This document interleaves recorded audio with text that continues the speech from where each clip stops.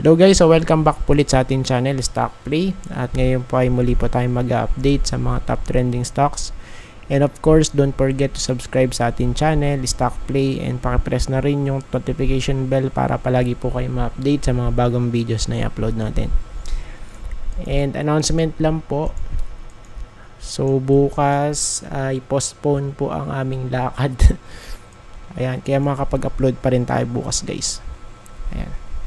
Na-postpone no?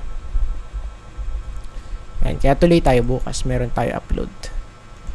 So of course, let's update guys.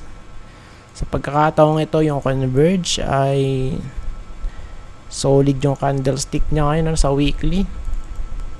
Okay, so magandang pangitain to for Converge. Solid, no? So we have here sideways, right? Then we have here the breakout followed by throwback, then a bounce, no? Ayan. So ano kasi ganito yung talagang ano natin gusto nating makita, no? We have here eto guys, breakout, then throwback, then bounce, no? So it means malapit na guys yung price discovery for Converge. Ayan. So pagka nag-break, boom, no? So medyo solid to. And kung titingnan natin, super ganda at super clean ng kanyang chart, no? Napakalinis guys. So sa ngayon yung 200, okay, wala tayong problem sa 200 kasi smooth. Hindi po siya magalaw, ano, kung titingnan natin. Ayan, no? So, steady lang, no? So, for now, tingnan natin. And, based dito, so actually, pataas yung kanyang stochastic, guys. Good siyan. Because meron siyang momentum right now, no? Same here. So, paakyat din, we have here low tas higher low and high tas higher high. So of course kabaligtaran niya ng bearish pattern which is bullish, no? So for now medyo maganda talaga itsura ni Converge and sana is mag-break na rito. Ayan. So next natin, wait lang, ayan, RCI. So for RCI naman guys, nag-bounce right here sa may resistance. So tingnan natin kung makakabalik, ano. Okay, then so it's very basic naman for this one, ano. Since ano tayo sa daily tayo, i-check muna natin sa weekly pala. Ayan. Para overall is meron tayo idea, no. So this time around, so we have here a huge rally. Okay, tapos followed by, so medyo ano to, no, medyo nakakaano to, nakaka-bother to guys because red no. So tignan natin kung mag-hold sa may support. Ayan, kasi nag-break out, then dito nag-close malapit sa may support, no. So tingnan natin kung mag-hold sa may support natin malapit sa 3.2. Ayan, so 3.2, ano, malapit doon. So tingnan natin kung mag-hold. And kung babalik tayo sa daily chart, so ito na siya yung kanyang itsura, no, which is good. Yes. So tingnan natin kung talagang ano dito magi-stay guys right here. Ayan, so malapit lang to sa may support 3.2 guys, ano, 3.2. Then pagka successful, ang next ano natin dito, possible target or yung pinaka resistance niya malapit sa 3.85 at least. So 3.85 ito yun. Ayan, no. So this is for RCI. So next natin is SGP. So for SGP guys, let's see. Ayan, sa weekly muna tayo. Nalaglag. So it means pwedeng bumalik dito sa may support 9.15. Dito guys, wait lang. 9.15 dito sa area na to. Ayan. Okay. And kasi ano eh, hindi nag-hold sa may support, tapos nalaglag. Then sa lower time frame, medyo nag-bounce kaya nagkaroon ng wick dito. May wick sa may ano niya. So may candlestick ano, based dito sa weekly chart. So ngayon, sa daily natin, ni-retest, 'di ba? So nalaglag. So typical to, no? Retest or ano pala, laglag, then retest. So pag hindi nakapanik guys, pwede na tayo malaglag. It's either mag-retest dito or mag-create ng lower low. So it means this one, etong area na to is very possible kung hindi makakapanik, ano. So kung titingnan natin yung chart, mahaba yung wick. So meron ditong naging rejection, okay, sa may resistance natin.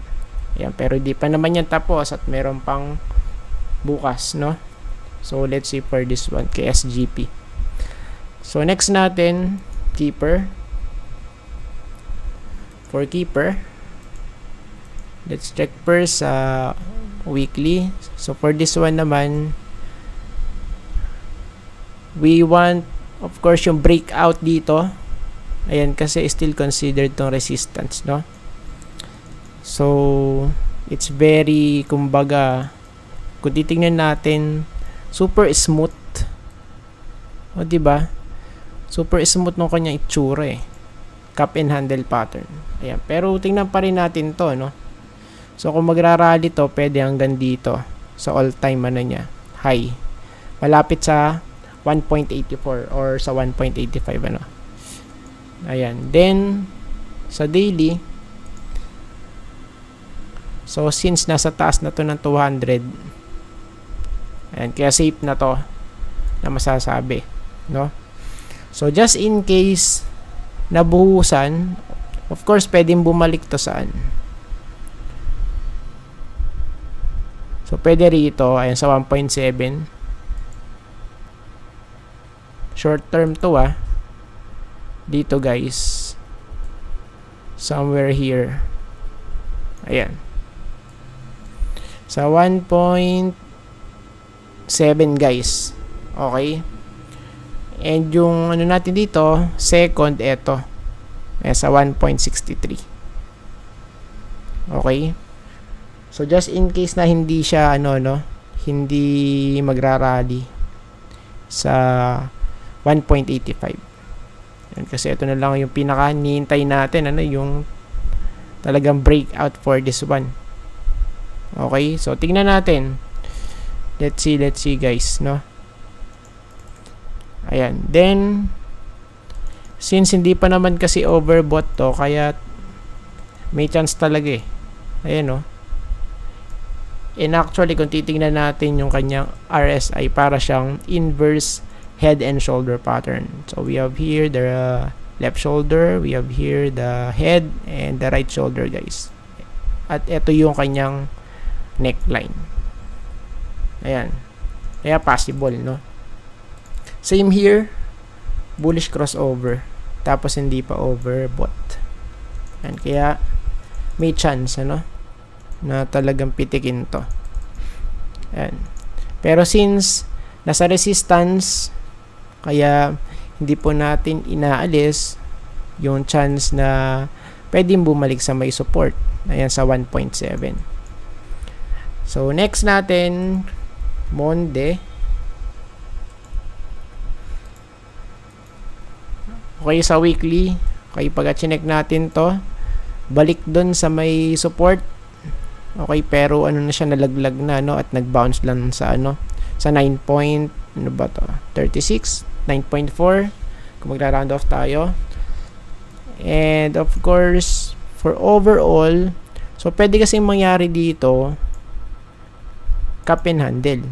So we have here the cup And we have here so possible handle. Ayan, so tingnan natin kung paano kung paano siya makaka-recover. And of course, yung pinaka-crucial dito kasi eto, no? So pinaka-crucial dyan, eto guys, yung 11.2 na to na resistance.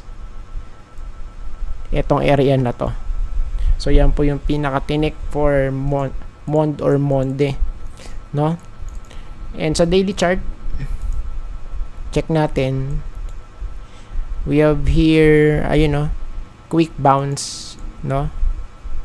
Since eto siya, oversold siya. Quick bounce.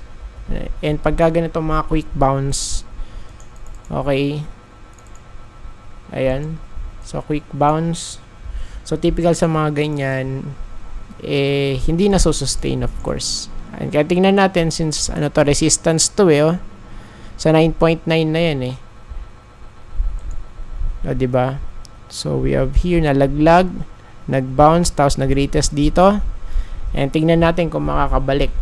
So pagka hindi, yun lang ang delikado for this one, ayan. So overall, goods pa din, okay. Ayan, tapos medyo nag-hold sa may 200 kasi, ayun, so confluence dito sa may 200 day moving average, goods. And last but not the least, JGS, check natin sa weekly. For weekly, malapit sa may support 25 point, let's say 6, or sa may 25.7 na yan. And overall, kung titignan natin, support na yan kasi for JGS. And kung malalaglag pa, so the next possible stop is here, malapit sa 23 guys, no? Ayan. So this is very crucial. Ayan, kasi kung siya ay magbabounce dito, okay, from here sa may support, so pwede natin i-target dyan yung 30. Dito malapit sa na to, sa area na to. Ayan, kasi resistance na to ngayon, right now, no? Then sa daily chart, check natin. So far for me, so dito sa daily chart medyo bearish pa rin. Okay, so pwede ritong mag-hold sa may 25 na to, pero pwede rin malaglag dito guys sa may 22.9 na to. So 22.9, second support for JGS. Ayan, no? So I think tapos na po tayo guys, at maraming salamat po sa panonood. See you po sa next video. Bye bye and God bless.